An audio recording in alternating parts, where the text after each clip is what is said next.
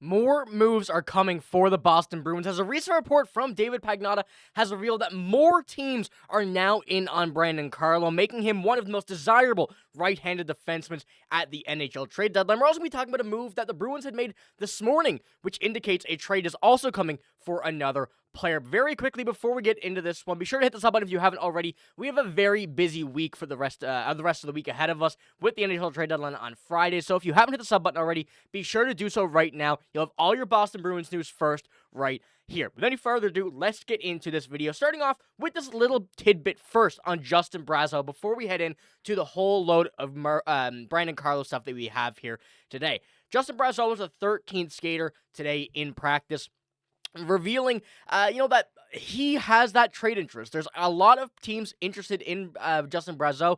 Either there's two options. He's out due to his play just not being great as of late, which I think is one option that, regardless of the trade deadline, would have happened anyways. But number two, many teams are interested in him. He could be sitting out due to trade-related reasons. So this is something to keep an eye on. We will have another video on this later on.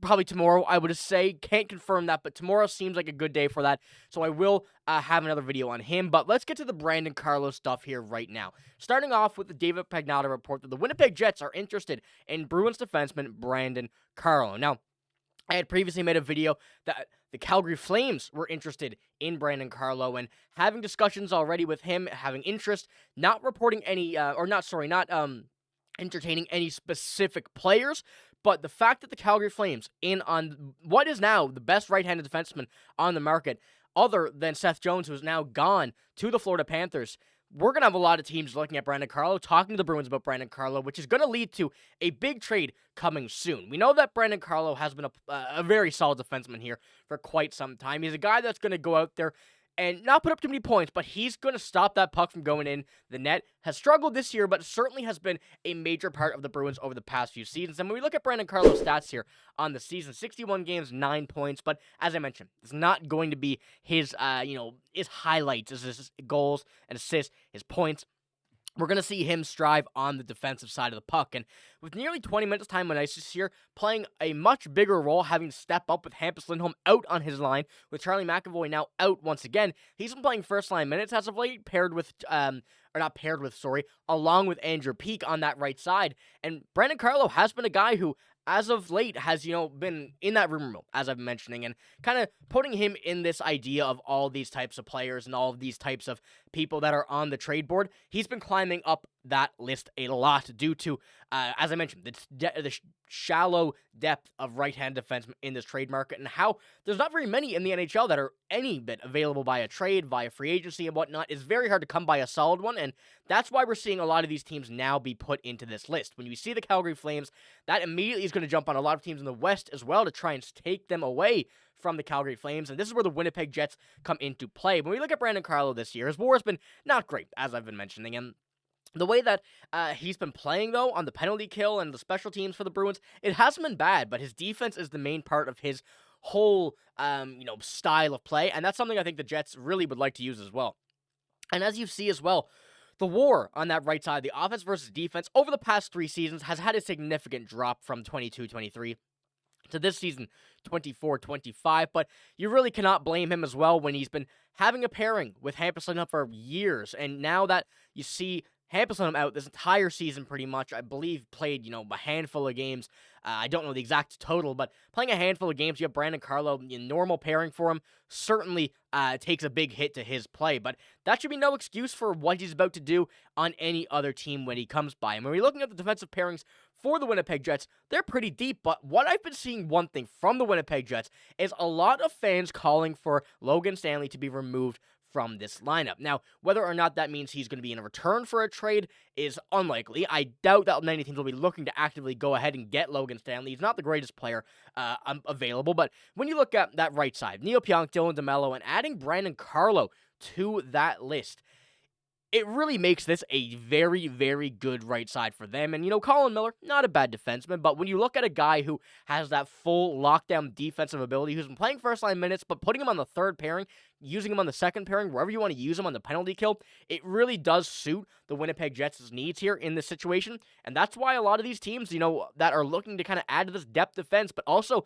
looking to add maybe a first or second pairing are looking at Brandon Carlo here, and specifically in the West to try and compete with each other. Now, the Winnipeg Jets have quite a few players that could be available via trade, and the Winnipeg Jets have been one team that have really been, throwing their prospects out here a bit and putting their names into considerations. And we're going to be looking at a few that have been linked to from the Winnipeg Jets to the Boston Bruins, in this case, by a few articles. And we're looking at the first one here, Elias Salomonsson. I believe that's his name. I apologize if I pronounced that wrong. Not great at pronouncing Swedish names, but he is one of these guys who has been on the market here as of late with, these types of trades where it could be a big return or a prospect necessary.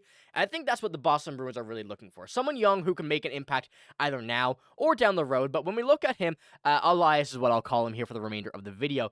In the AHL this season, 19 points in 32 games has really not been bad for a 20-year-old, born in 2004, a second-round draft pick. But a big thing to note here, a right-handed defenseman. Another one in return the Bruins could use down the line. When we see him in the AHL this year, and 20 years old, he can develop great. And looking at how kind of the Bruins defense has been very solid over the past few years, although you're losing some players, that's not due to just the players playing themselves. It's a bit of that, but it's also the coaching for the defense of the Boston Bruins has been something that has not been horrible over the past few years. Now, the past season, this one here, not the greatest, but we've been able to see some great defensemen develop in Boston, and I think that's another option that the Bruins certainly acknowledge could be a big factor in a potential return via trade. So, we're looking at him as a possible option. Here's kind of his breakdown from the NHL, I believe it's the NHL.com, draft rankings or whatever it may be. But in the 6'2", 185-pound defenseman, Salomonsson, I apologize once again, is a rookie who's developing in the AHL with the Manitoba Moose. The Jets selected him in the second round at 55th overall in that 2022 NHL draft. He's being deployed in all situations with the Manitoba Moose and averaging over 20 minutes per game, per game ice time. He's a two-way defenseman, solid skater who possesses secondary offensive upside. He's had a quick and accurate release from long range. Has produced 3 goals and 16 assists so far this year. I appreciate his agility when walking the offensive blue line to open up shots or passing lanes. Now, he seems like a very solid two-way defenseman. When we're looking at this description here and watching a bit of his play as well, looking at a bit of the Manitoba Moose, he is a very, very solid defenseman for his age. And one thing I've noticed is confidence, and that's what he really, shows at which is kind of crazy for a 20-year-old. Even though it's the AHL, still a lot of talent in the AHL that really you have got to get through to be able to make the NHL level for some of these young guys, and it really has seemed like he has been able to do that, and I'm excited to see if he could be included in any sort of trade, or if the Boston Bruins specifically look at him. Now, we do have one more here whose name that's a bit more familiar with many people. That is Brad Lambert. The Winnipeg Jets have not really had any solution to what to do with him as of late, and, you see him play a few games in the NHL, 6 to be exact, over the past few seasons. He has really seemingly not found his role with the Winnipeg Jets, and the way this offense is built, they have a very deep offense, and a lot of those guys are not super young. Cole Perfetti, I believe, being the youngest of them. And when we're looking at that team, there's really not a lot of room to add on that offense. And there's nobody seriously old on that team, which is a big point of concern for Brad Lambert when you're trying to crack the NHL as, a 21-year-old. You need to have some room. You need to almost earn that spot, but be able to beat out some of these guys that may not have it anymore. And I don't think the Winnipeg Jets have any of that. So we're looking at Brad Lambert, who this year in the AHL hasn't been as good as he was last year, but 25 points in 42 games, 55 of 64 last year. He has been an incredible player, not just in the Winnipeg Jets system, but also when he was playing with the Seattle Thunderbirds and over in Finland, where, of course, he was playing. And I think that he could be a serious addition. Now, it may not be a one-for-one Brandon Carlo type thing. I think the Bruins may have to probably add another player or whatnot, because we know Brad Lambert is a very good player. He would command a bit more of a asking price, especially with, a former first-round talent, the unexplored NHL talent, but he is a serious option, especially being able to play center, right-handed shot, that I think the Bruins would love to add when it does come down the stretch here and over the next few seasons. When you really see him develop, that is what they're looking for. So the two players I mentioned here, Brad Lambert and Elias Salomonsson, he is, both of these guys are big needs by the Boston Bruins, and